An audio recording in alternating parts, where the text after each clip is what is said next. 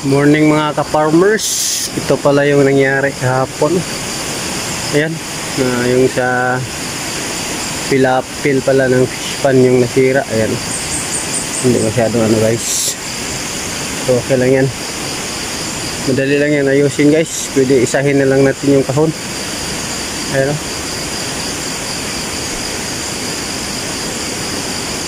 para hindi naman dito pala marami na yung ano natin guys.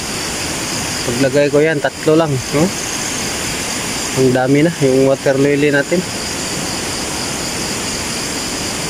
Tanggalin din natin yan pag sobrang madami na guys.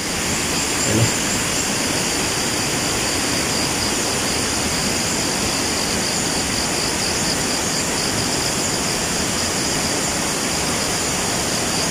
Dito pala yung nasira guys.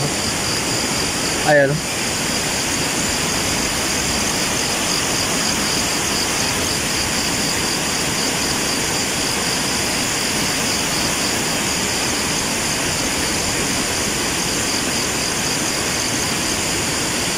sa ano yan, dati na yan sira pala guys. So ano kahapon na nakaya na yung lupa, yung tubig. Lakas yung ulan guys kahapon. Ayan.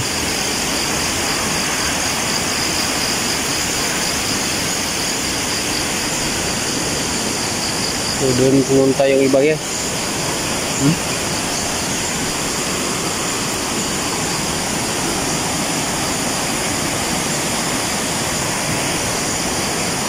Maaga tayo bumisita dito guys kasi akala ko yung spot yung sa gilid yung nasira. Hindi pala guys, dito pala yan banda akala ko malaki yung damage. Wala pala. Okay lang yan guys, madali lang ayusin nyo guys. Dito na tayo mag-ayos guys. Ayan, dito natin lagay yung lupa lahat. Para ano na lang sila.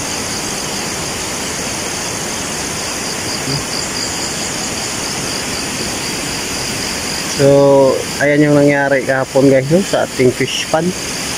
So konti lang pala yung damage. Ayan na lang, tanggalin na lang natin guys para isang ano na lang, isang span na lang yung ano natin.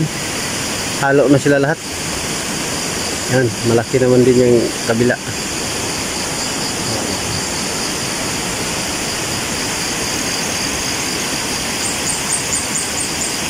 Masyadong malakas yung ulan kahapon guys.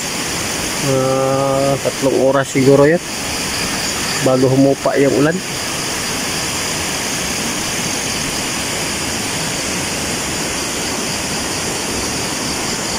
So dito na tayo maglagay ng ano guys, dito na natin yung pataasan natin sa banda.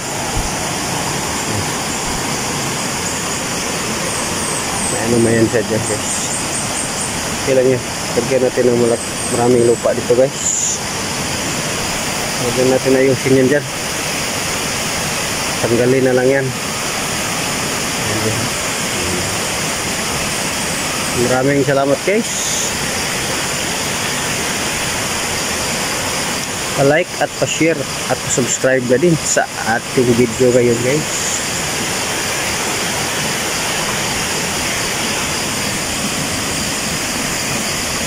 God bless.